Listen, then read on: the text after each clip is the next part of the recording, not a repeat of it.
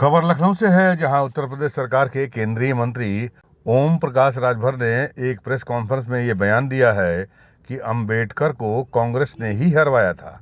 2012 में सपा ने कहा था कि सरकार बनेगी तो अंबेडकर पार्कों का शौचालय बना देंगे।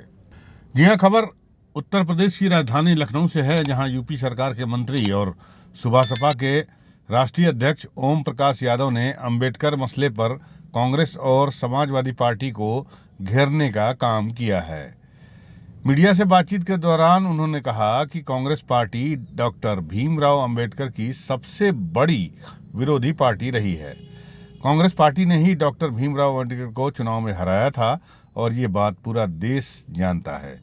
ओम प्रकाश राजभर ने केंद्रीय गृह मंत्री अमित शाह का बचाव किया और उन्होंने कहा कि संविधान की धज्जियां कांग्रेस ने उड़ाई। इमरजेंसी लगाने का काम किसने किया, ये सबको पता है। आजकल में डॉक्टर भीमराव अंबेडकर के सपनों का देश प्रधानमंत्री नरेंद्र मोदी और मुख्यमंत्री योगी आदित्यनाथ ही पूरा कर रहे हैं। डॉक्टर अंबेडकर जी को चुनाव किसने हरवाया था? कांग्रेस ने हरवाया था। बाबा साहब डॉक्टर अंबेडकर जी के संविधान की धज्जी किसने उड़ाई थी? संविधान को दरकिनार करके इमरजेंसी कांग्रेस ने लगाई। लाखों लोगों को जेल में डाल दिया, पत्रकारों को जेल में डाल दिया, किसी को बोलने का अधिकार नहीं दिया। ये किसने किया था? ये कांग्रेस ने किया था। ओम प्रकाश राजभर ने कांग्रेस और समाजवादी पार्टी दोनों पर बराबर हमला किया।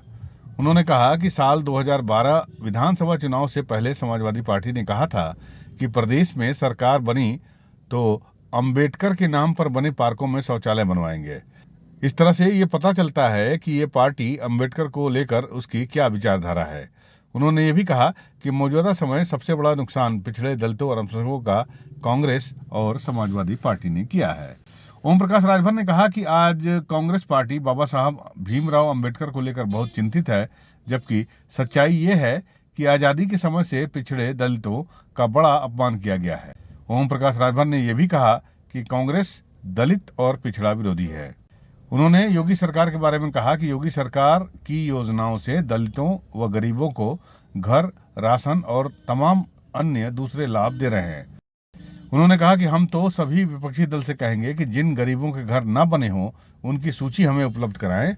कांग्रेस और सपा अपने एजेंडे के तहत सबको यूज करने का काम करती है।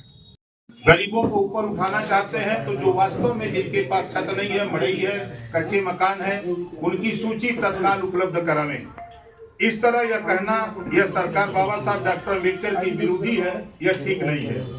क्योंकि जिस सरकार में प्रधानमंत्री, मुख्यमंत्री स्वयं बाबा साहब के सपने को साकार करने को लेकर चिंतनशील हों, वह सरकार बाबा साहब डॉक्टर अम्बेडकर जी का अपमान कर ही नहीं सकती, बल्कि उनका सम्मान करने का काम कर रही है। कांग्रेस सपा का एजेंडा ही रहा है, जब किसी की जरूरत हो उसका यूज करें, व्यक्ति हो, संस्था हो या महापुरुष हो। संविधान में हम दलितों अति पिछड़ों को अधिकार दिलाने के लिए बाबा साहब डॉक्टर अम्बेडकर जी ने कांग्रेस के साथ निरंतर संघर्ष किया। वो संघर्ष किया, स्थिति का सामना किया। यदि उस समय कांग्रेस बाबा साहब डॉक्टर अम्बेडकर का साथ दिया होता तो आज अति पिछड़े, अति दलित और मुस्लिम समाज की स्थिति अन्य वर्गों के समान होती। सच कहा जाए तो अति पिछड़े दलित के व्याप्त शिक्षा, गरीबी, बेरोजगारी कांग्रेस सरकार व कांग्रेस की नीतियां ही जिम्मेदार रही हैं। ओम प्रकाश ने आखिरी में कहा कि ओम प्रकाश काशीराम बाबा साहब के काम को आगे बढ़ाया है, दलित और पिछड़े वर्ग के लिए काफी काम किया है, इसलिए काशीराम को भारत रत्न दिया जाए। गरीब, कमजोर, पिछड़े, दलित, अल्पसंख्यक को जागृत करने का काम, उनको उनके मिशन को आगे बढ़ाने का काम मान्यवर कांशीराम जी ने किया।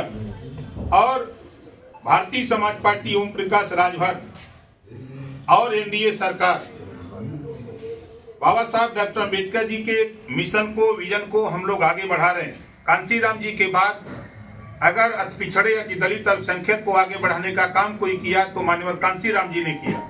यूपी न्यूज़ 9 के लिए लखनऊ से इज़हार अहमद की रिपोर्ट।